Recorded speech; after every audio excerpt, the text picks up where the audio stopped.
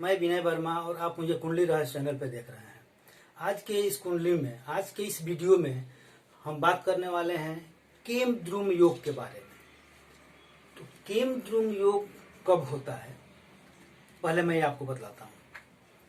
केम द्रुम योग चंद्रमा के आगे या चंद्रमा के पीछे कोई ग्रह नहीं हो तो केम द्रुम योग होता है। वहीं अगर चंद्रमा के आगे कोई ग्रह हो, पीछे कोई ग्रह हो, तो चंद्रमा को बल मिलता है, दुधारा योग होता है। इसके भी एक योग होते हैं, मैं अगले वीडियो में आपको बताऊंगा। लेकिन आज मैं बात कर रहा हूं केम द्रुम योग के बारे में। तो केम द्रुम योग चंद्रमा के आगे और पीछे यानी दोनों ओर कोई ग्रह न हो तो केम द्रुम योग होता है। केम द्रुम योग होने से जातक काफी परेशान रहता है। वो होता क्या है, चंद्रमा मन का कारक है। चंद्रमा जो मन का कारक है तो निश्चित रूप से मन को वह विचलित कर देगा, कुछ ऐसे कर्मों को कराएगा कि वह उस कर्म के माध्यम से आदमी परेशान हो जाता है। ऐसा नहीं है कि चंद्रमा सिर्फ परेशान ही करता है, ऐसी बात नहीं है। लेकिन कुछ स्थिति में जब चंद्रमा पे केम द्रुम योग लगता है और ऐसी कुछ भाव भी होते हैं, जैसे चंद्रमा अगर छठे भाव में, 8वें भाव में या 12वें भाव में बैठ जाए तो विशेष रूप से इसका प्रभाव होता है।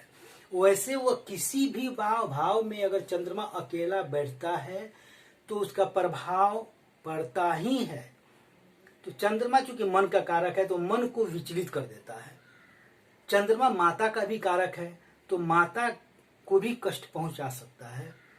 तो इसके विषय में कहा गया है कि योगे केम द्रुमे प्राप्ते यस्मिन् कस्मिन् जातके राजयोगा विनश्यन्ति हरि दृष्ट्वा यथा। अर्थात किसी के कुंडली में अगर केम द्रुम योग बन रहा हो और उस कुंडली में राजयोग भी हो तो वह राजयोग को भी समाप्त कर देता है। जैसे सिंह हाथी को समाप्त कर देता है, उसी तरह से केम द्रुम योग अच्छे बने हुए योग को भी प्रभावित कर देता है। तो इस पे ध्यान जरूर देना चाहिए। वैसे जब यह योग लगता है तो ऐसे जातक गंदा, हमेशा भटकने वाला, क्योंकि मन अस्थिर नहीं रहेगा तो भटकेगा, अपने आजीविका के लिए वो दर दर भटकता फिरता है, तथा उसकी पत्नी भी चिड़चिड़े स्वभाव की मिलती है, संतान द्वारा कष्ट पाता है।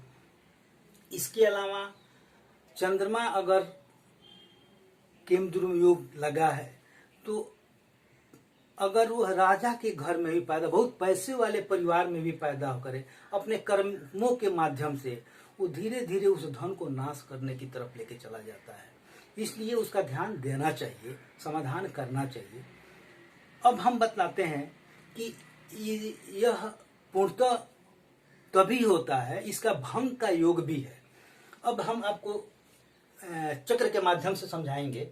ये देखिए, अगर मान लीजिए चंद्रमा अगर यहाँ पे बैठा है, लग्न में अगर चंद्रमा बैठा है तो भी इसका दोष भंग होता है। या चंद्रमा अगर केंद्र में, चारों केंद्र होते हैं 1, 4, 7, 10, इस चारों केंद्र में भी अगर बैठा हो और अच्छे ग्रहों का दृष्टि पड़ता हो तो भी यह भंग होता है।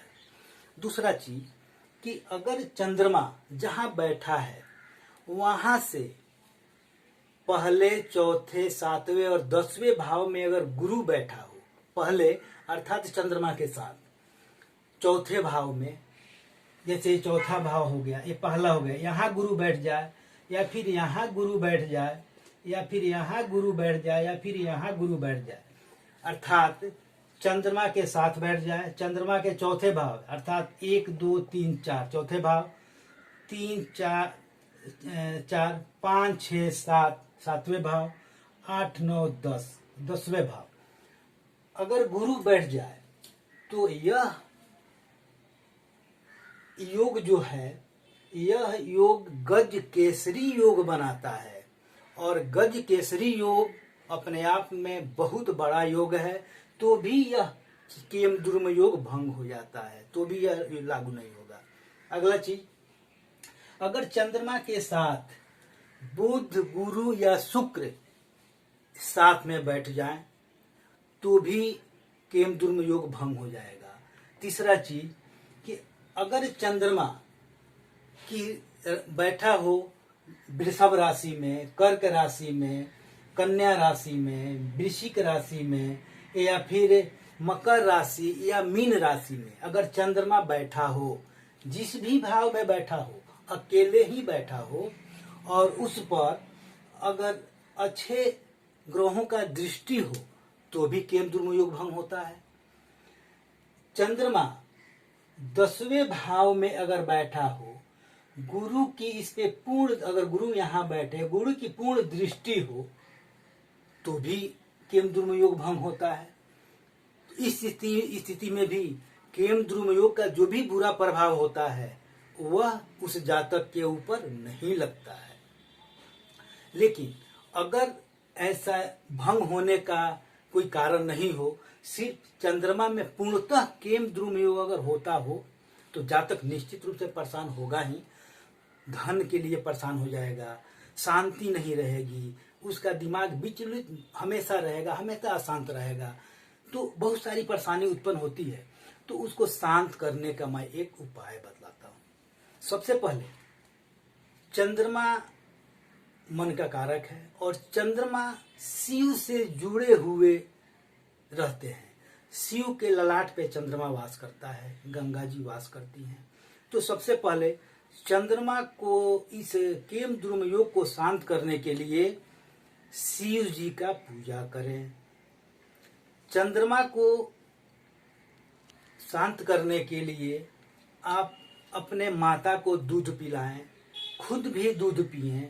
शुक्ल पक्ष में पूर्णिमा के दिन, अगर सोमवार पड़ता है तो अति सुंदर, नहीं तो सोमवार को या पूर्णिमा के दिन या पूरा शुक्ल पक्ष में महामृत्युंजय का जाप करें या पंचाक्षर मंत्र ओम नमः शिवाय का जाप करें तो भी शांत होता है। अगर आप शुक्ल पक्ष में, जिस दिन से शुक्ल पक्ष शुरू होता है उस दिन से आप शाम को अगर आते हैं घर पे ड्यूटी से अपने, स्नान करें। स्नान नहीं कर सकते हैं, हाथ पैर मुंह हाथ धो लें और चंद्रमा में कम से कम 1 घंटा 2 घंटा 2.5 घंटा बैठने का प्रयास करें। इससे भी चंद्रमा मजबूत होगा और अच्छा फल देने लगेगा। दूध में हल्दी डाल के पिएं या जल में हल्दी डाल के पिएं तो भी इसका प्रभाव अच्छा रहेगा। चंद्रमा के लिए, इस योग के लिए हल्दी अगर जल में डालकर स्नान भी करते हैं तो भी इसका प्रभाव अच्छा पड़ेगा। निश्चित रूप से आप महामृत्युंजय का जाप करें। समाधान का भी बहुत सारा व्यवस्था है, घबराने का जरूरत नहीं है। इसका केम द्रुम योग का यंत्र भी बनता है, मंदिर में मंत्रों के माध्यम से शांति भी की जाती है। बहुत सारा उपाय है, मैं हल्का सा उपाय आपको बतलाया। इस उपाय को आप करें। अगर आपके कुंडली में है तो आप मेरे वीडियो को देखिए तथा अपने कुंडली को देखिए। क्या ऐसा तो नहीं कि यह योग आपके कुंडली में बना है तो क्या भंग हो रहा है कि नहीं, ये सारी चीज आप मेरे वीडियो को देखें और अपनी कुंडली देखें और उससे टैली करें, मिलाएं कि क्या ऐसा हो रहा है कि नहीं। अगर ऐसा होता है तो मेरे उपाय को करें। अगर कुछ विधिवत उपाय करना है, मेरा नंबर है, आप मेरे नंबर से कांटेक्ट करें, मैं आपको समाधान बतलाऊंगा, विधिवत ढंग से उसका समाधान कर दूंगा। बहुत टेंशन का जरूरत नहीं है, आसान तरीका है। तो आप मेरे वीडियो से बने रहें, मेरे वीडियो को और भी शेयर करें ताकि और लोग भी इसका लाभ लें। मेरे चैनल को सब्सक्राइब करें। जय माता दी।